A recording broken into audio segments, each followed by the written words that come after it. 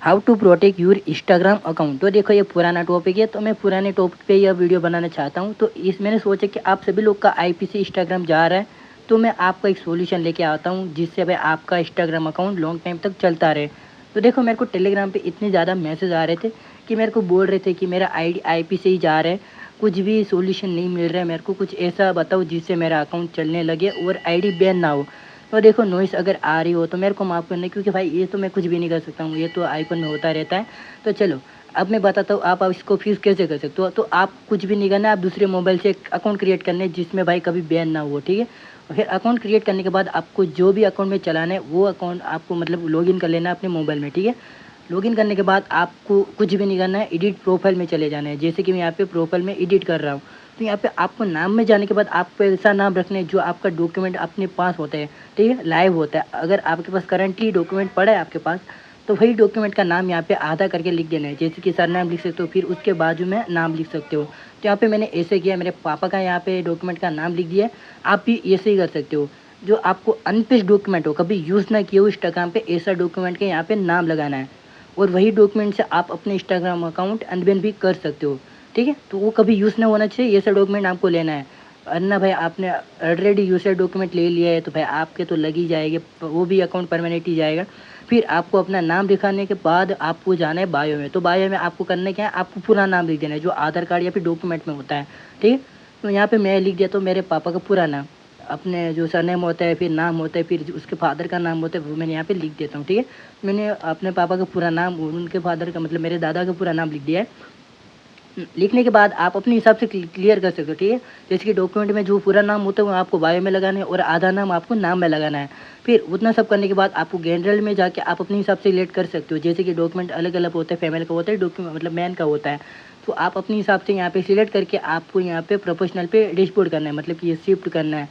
जैसे कि मैं यहाँ पे क्रिएटर में किया था, आप अपने हिसाब से बिजनेस में भी कर सकते हो, क्रिएटर में भी कर सकते हो, ठीक है। इतना करने के बाद फिर आपको आएगा मेटा वेरीफाइड।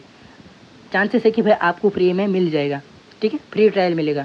तो आप फ्री ट्रायल को परचेस कर लेना है, ठीक है। अगर परचेस नहीं किया तो भाई हाई चांस है कि आपका अकाउंट वापस सस्पेंड हो सकता है, क्योंकि भाई मेटा जो आप परचेस करते हो उसमें आपको एडवांस प्रोटेक्ट मिलता है, ठीक है। एडवांस प्रोटेक्ट मिलता है तो इसका मतलब ये हुआ कि आपका अकाउंट सस्पेंड इतनी जल्दी नहीं होगा, थोड़ा टाइम लगेगा, हो भी सकता है, नहीं भी हो सकता है, क्योंकि ज़्यादातर बंदे ऐसे होते हैं जो रिपोर्ट करते हैं, ठीक है। फिर यहाँ पे आपको अपने हिसाब से लगा देना। मैंने यहाँ पे फ़ोटो नहीं लगाई, इस वजह से मेरे को मना कर रहा था। अब देखो मेरा यहाँ पे मेटा वेरीफाइड इनेबल नहीं था, वेटिंग लिस्ट में था। जैसे मैंने यहाँ पे क्रिएटर में शिफ्ट किया, मेरे को मेटा मिलने लगा। अब भाई मैं तो अपने हिसाब से मेटा ले लूँगा बाद में। आप मेटा वेरीफाइड कर लेना, ठीक है। जैसे आप यहाँ पे पहुँचो, आप मेटा वेरीफाइड एक्टिव कर लेना। जो आपने डॉक्यूमेंट में आपने जो नाम लगाया था, बायो में नाम लगाया, वही नाम का आपको डॉक्यूमेंट से यहाँ पे वेरीफाइड करना है, ठीक है।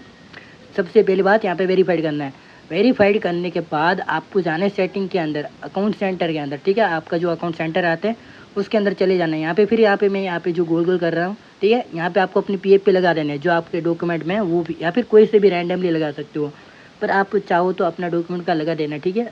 यहाँ पे क्या होगा, जल्दी अनबैन होगा। जैसे मैंने यहाँ पे अभी बोला, आपको अकाउंट सेंटर में जाने के बाद यहाँ पे पासवर्ड और सिक्योरिटी में जाना है। यहाँ पे फिर आपको दो ऑप्शन सिलेक्ट करना है, मतलब ओपन करना है, एक्टिव कर लेना है। सबसे पहला हुआ 2 फैक्टर ऑथेंटिकेशन और दूसरा हुआ वेरिफिकेशन, जो सेल्फी वेरिफिकेशन आता है ये वाला आपको ऑन कर लेना है, ठीक है। मैं यहाँ पे ऑन नहीं किया हूँ क्योंकि भाई मेरे यहाँ पे एरर आ रहा है।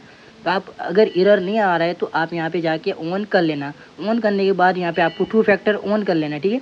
यहाँ पे तो भाई मेरा तो 2 फैक्टर ऑन तो मैं कभी भी कर सकता हूँ। तो मैं यहाँ पे क्लिप को मैं थोड़ा आगे बढ़ा देता हूँ जिससे भाई आपको थोड़ा वो दिक्कत ना हो, ठीक है। फिर आपको 2 फैक्टर ऑन करने के बाद आपको अब कुछ भी नहीं करना है, एक ही काम करना है, इंस्टाग्राम को डिलीट कर देना है। अब हो सके तो आप 2 हफ्ते के लिए डिलीट कर सकते हो या फिर 1 महीने के लिए डिलीट कर सकते हो। अब मैं डिलीट करने के लिए क्यों बोल रहा हूँ, अगर आप डिलीट कर दोगे तो आपका आईपी अपने आप फिक्स हो जाएगा। और देखो अगर आपने ब्लू टिक लेके रखा है तो भाई अकाउंट बैन होगा ही नहीं, ठीक है, नहीं होगा, सच बता रहा हूँ। फिर आप अकाउंट को 2 हफ्ते के बाद या फिर 1 हफ्ते के बाद इंस्टॉल करके, ठीक है, रीइंस्टॉल करके यूज़ कर सकते हो, फिर आपको कोई भी प्रॉब्लम नहीं आएगा। देखो इस वजह से मैंने बोला ये नॉर्मल यूज़र के लिए मेथड है, और जो बैनिंग करते हैं उनके लिए मैं अलग से मेथड लेकर आऊँगा जिससे भाई आप बैनिंग भी कर सकते हो और अपना अकाउंट सेफ भी रहेगा।